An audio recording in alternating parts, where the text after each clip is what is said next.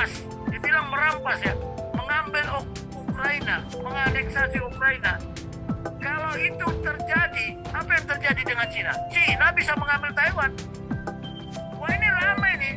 Jadi nanti memang bisa saja terjadi perang dunia. Makanya saya bilang, apakah ada pertahanan ibu kota? Ada pertahanan negara ini. Buktikanlah. Makanya saya bilang di dalam forum itu apa?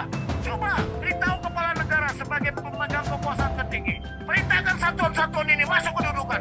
Mempertahankan negara ini. Di mana dia masuk?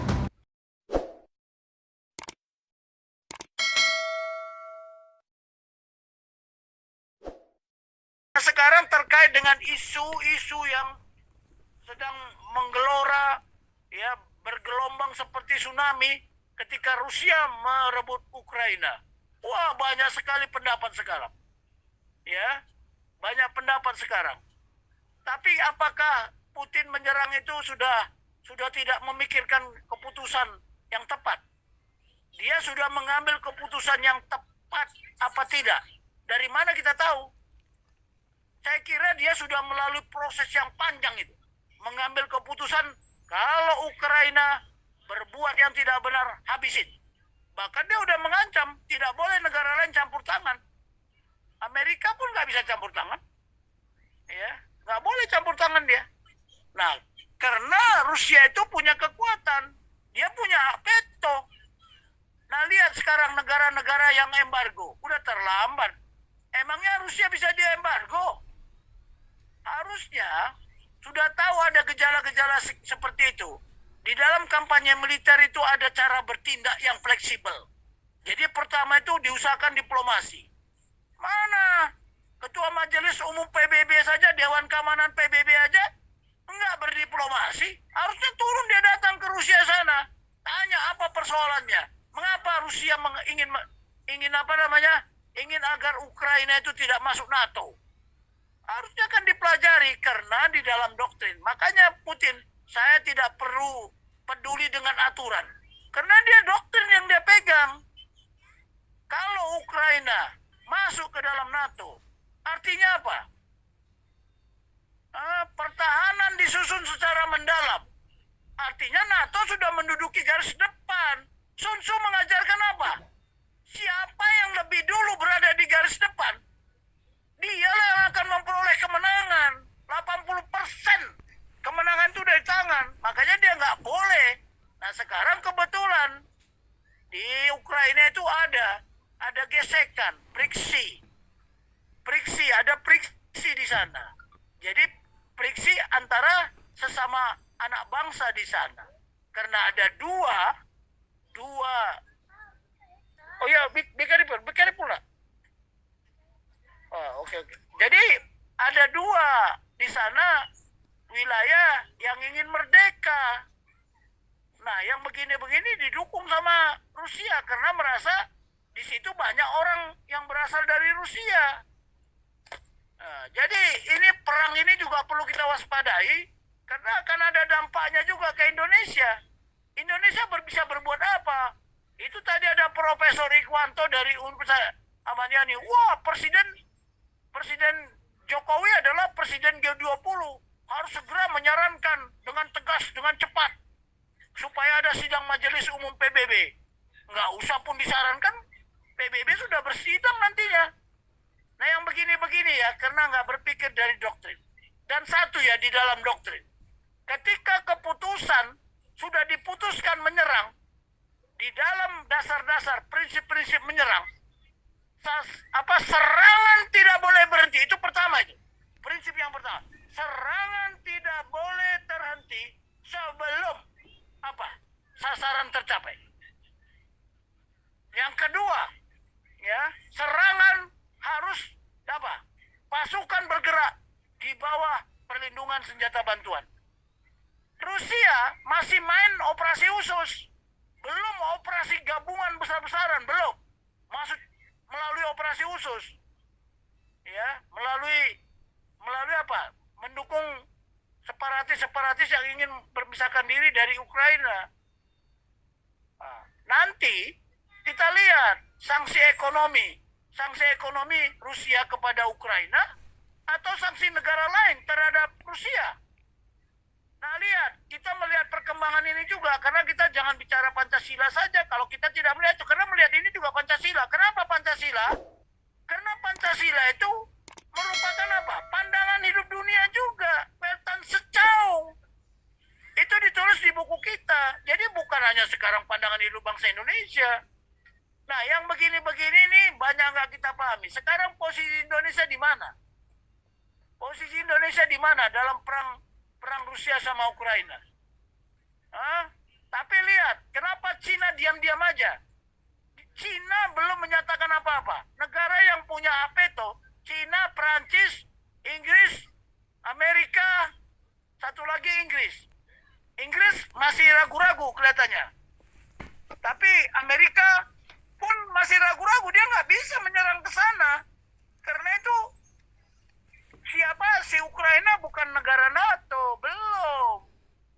Coba kalau itu negara NATO, wah NATO pasti udah langsung terbang sama pesawatnya. Itulah banyak Putin mengambil keputusan. Luar biasa dia berpikirnya. Ya, saling bantu. Jadi Rusia kalau mereka nanti diserang, pasti Cina turun tangan bantu dia. Karena mereka ada kemiripan di dalam ideologi. Korea Utara juga ikut. Wah, ini bisa perang dunia lah ini. Bisa perang dunia ini. Dan satu hal lagi, kalau nanti Putin dibilang merampas ya, mengambil Ukraina, menganeksasi Ukraina. Kalau itu terjadi, apa yang terjadi dengan Cina? Cina bisa mengambil Taiwan. Wah, ini ramai nih. Jadi nanti memang bisa saja terjadi perang dunia. Pertanyaannya, apakah akan terjadi perang dunia? Oh bisa. Bisa iya, bisa tidak. Tidak kalau apa? Kalau NATO dengan negara sekutunya tidak mengambil tindakan bersenjata. Kalau dia ngambil tindakan bersenjata, waduh berat. Perang dunia ini. Perang dunia. Jadi perang dunia ketiga itu tidak diawali dari Laut Cina Selatan. Nah, pertanyaannya di Jum ini, apakah ini sudah dinubuatkan di Tuhan, di dalam firman Tuhan? Apakah sudah dinubuatkan? Sekarang ribut lagi, ini Gog Magog. Ya, macam-macam lah. Inilah mungkin yang disebut Gog Magog katanya. Tapi kita lihatlah perkembangan ini, situasi berkembang, tidak ada yang pasti. Yang pasti ketidakpastian. Ya, sejak perang dingin berakhir, dunia ini bukan semakin damai. Kalau mau kita secara teliti mengecek, ya, kalau mau secara teliti mengecek, korban manusia mana lebih banyak? Perang dunia pertama, perang dunia kedua, pasca perang dingin ini. Dan korbannya ini sekarang bukan hanya korban nyawa, bukan hanya korban jiwa, tapi korban penyakit gila, penyakit jiwa. Jiwa kita dihantam sekarang, mindset kita dihantam.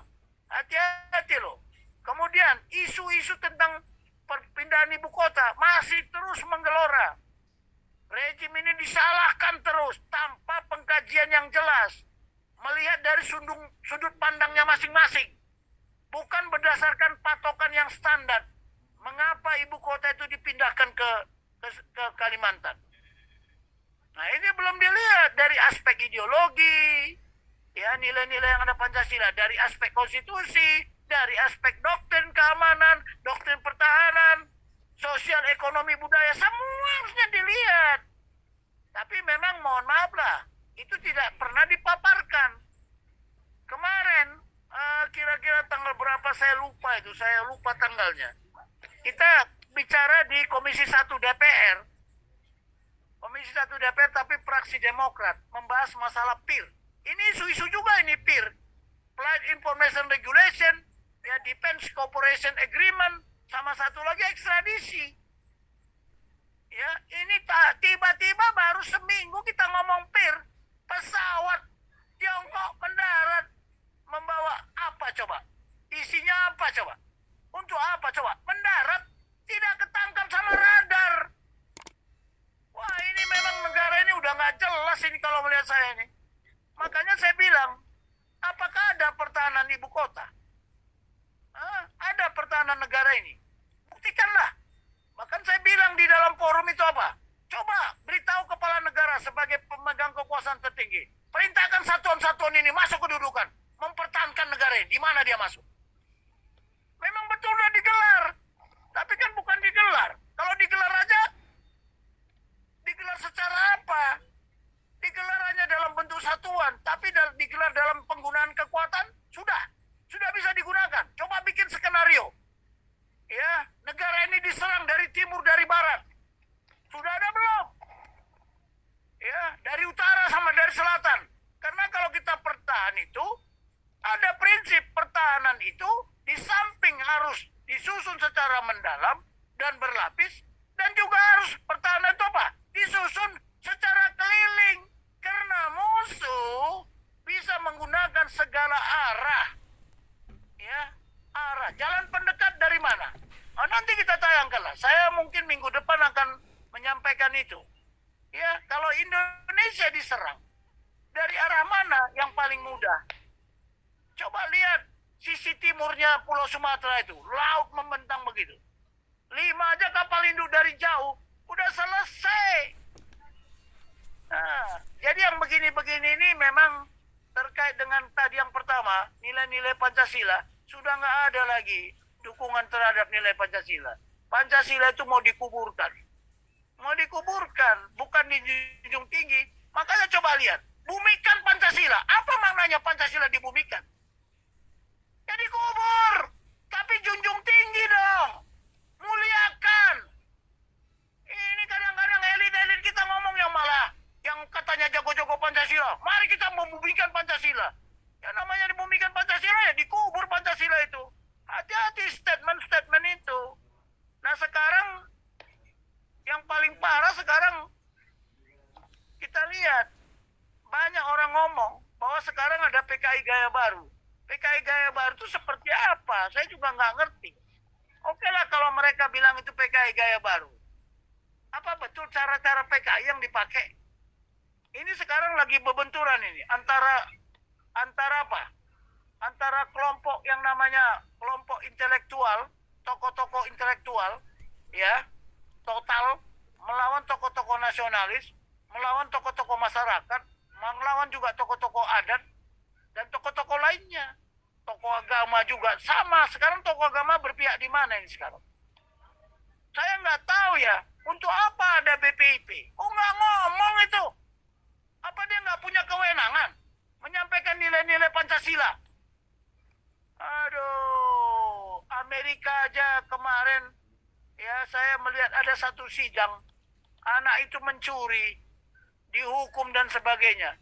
Yang disalahkan anak itu atau pemerintahan yang disalahkan? Pemerintahan karena nggak bisa mensejahterakan. Ya, tapi lupa kita bahwa nilai kesejahteraan yang paling tinggi adalah keamanan. Itu yang lupa. Sudahkah kita melindungi bangsa kita? Sudahkah kita melindungi seluruh tumpah darah? Baru memajukan kesejahteraan umum, tapi nilai kesejahteraan yang paling tinggi nilainya adalah keamanan.